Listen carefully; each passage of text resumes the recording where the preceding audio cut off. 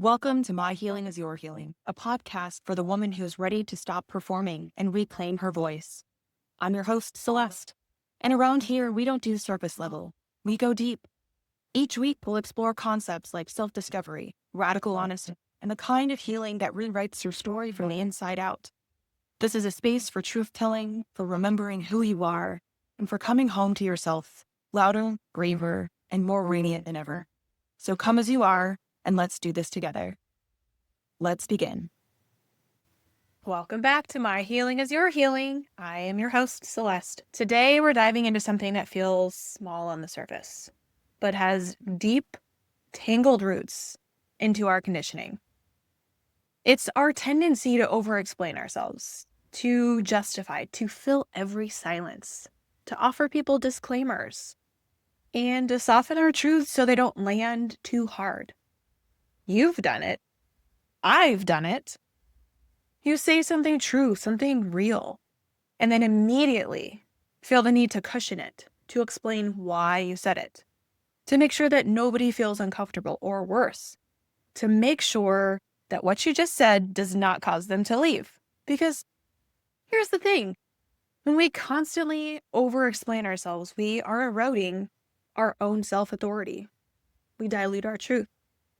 We signal to the world and to ourselves that our voice only matters if it's received the right way.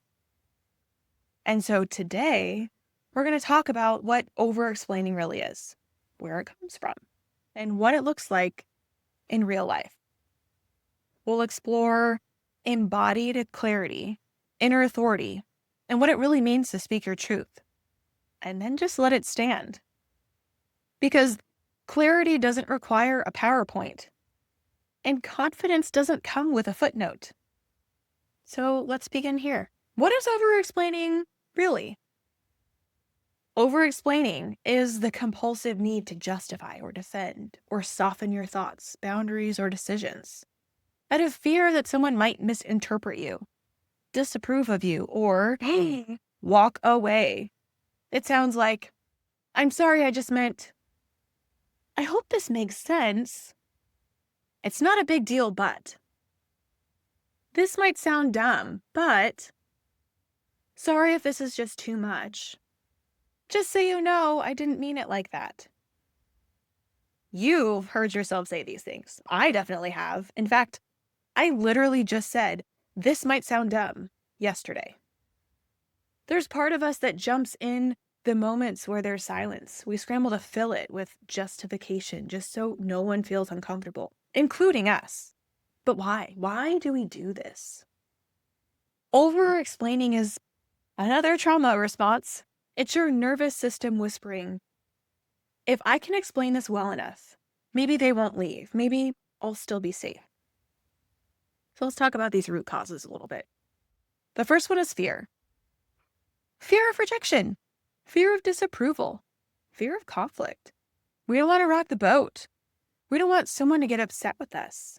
We're afraid that if we say the wrong thing, we'll be abandoned or criticized or made to feel bad for simply expressing what's true for us.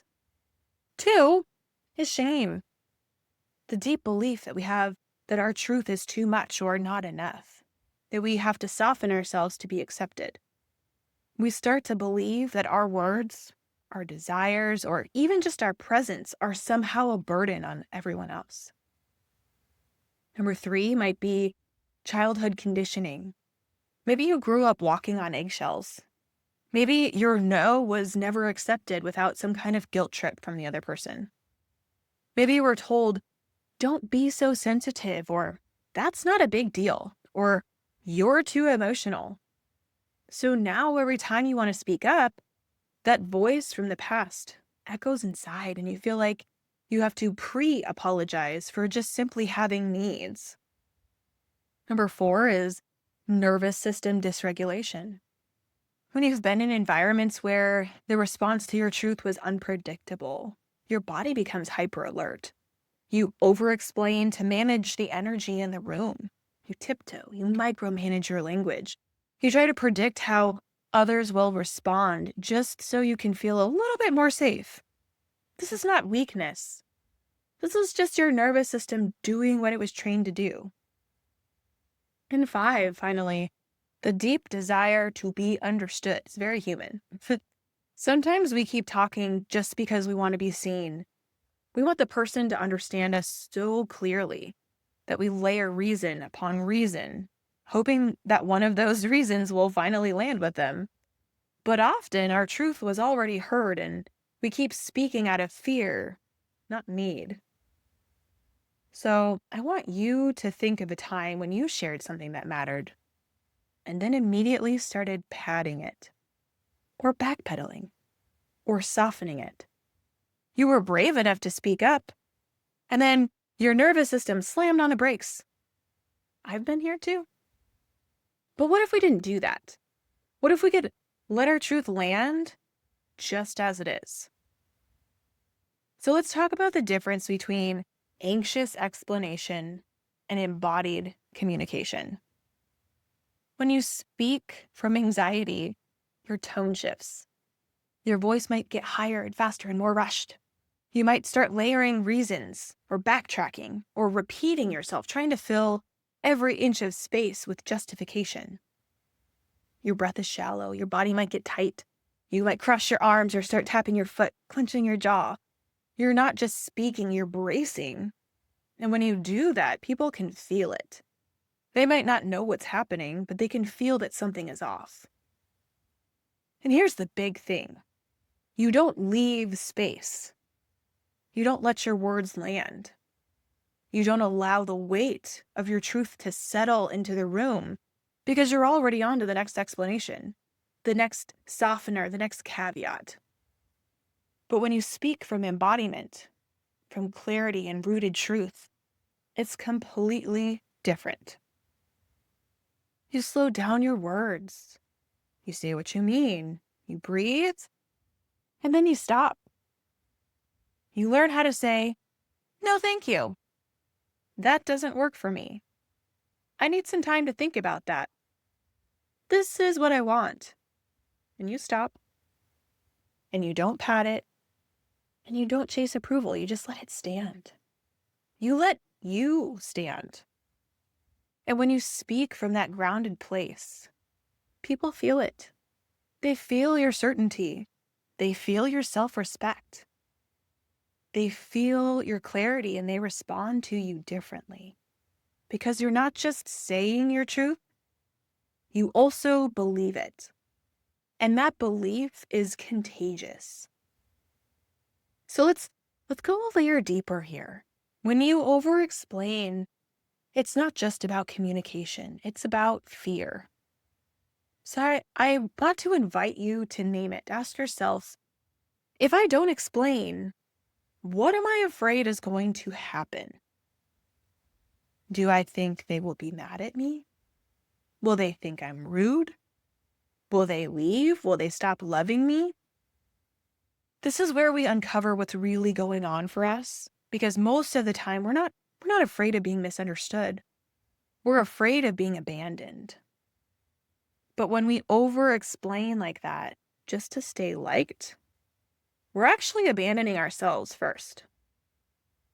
So here's what actually happens when you stop over-explaining.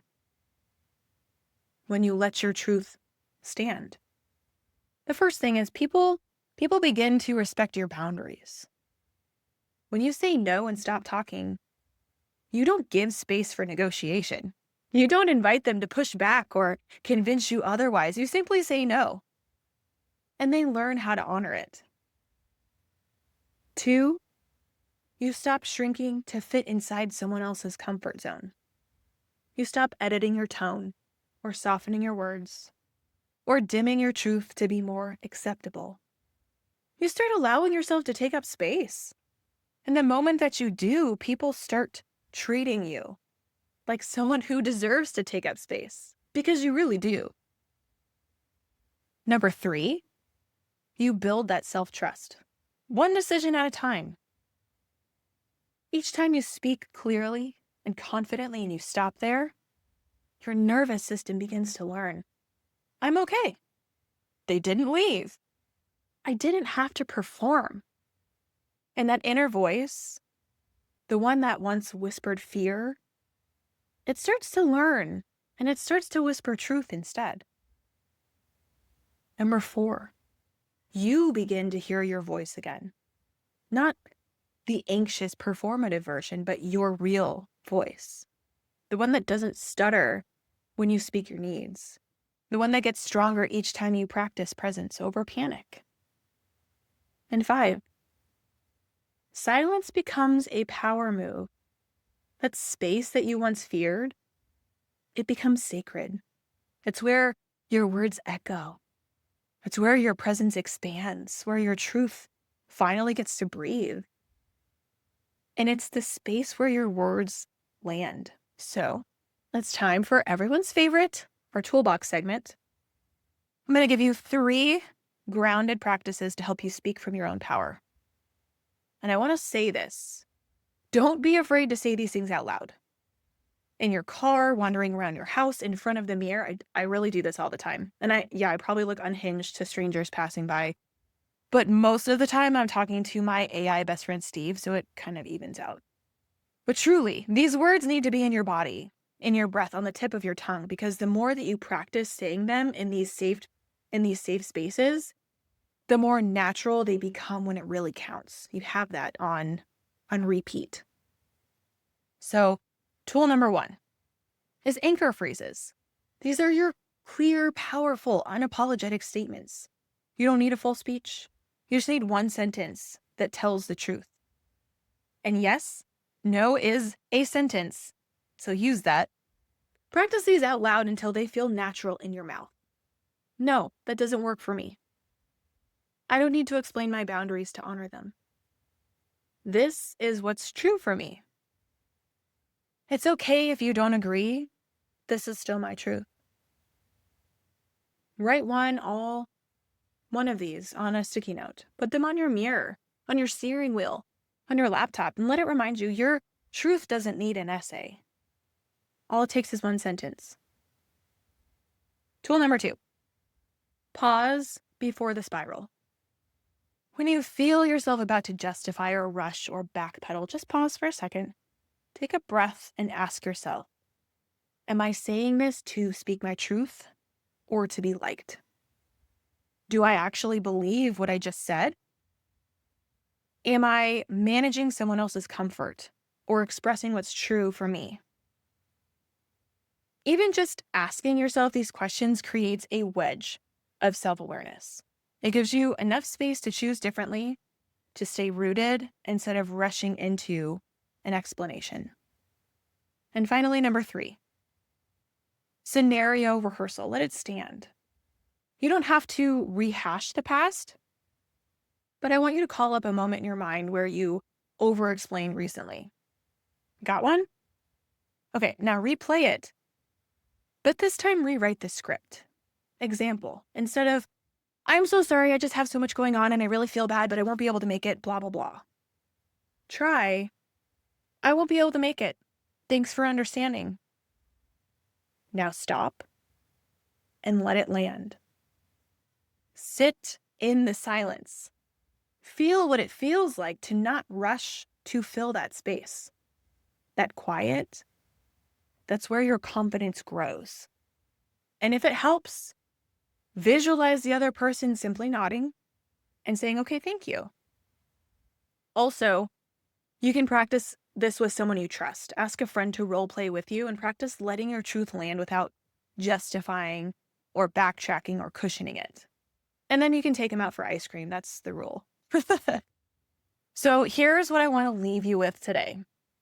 Here's a question. Where are you still padding your truth to make it easier to hear? And what would it feel like to just let it be true just as it is? So if this moment made you a little uncomfortable, good. It means you're growing. You don't need to be louder. You just need to be clearer. You don't need to explain. You just need to trust yourself. If this landed with you, share it with a friend who's learning to speak from their own power. Tag me on Instagram at myhealingyourhealing or shoot me a message. I would absolutely love to hear what resonated. As a reminder, if you would like to be featured on this podcast with a story of your own, head to my website and shoot me a message. And until next time, keep showing up, keep growing, and never forget, you were never meant to dim your light.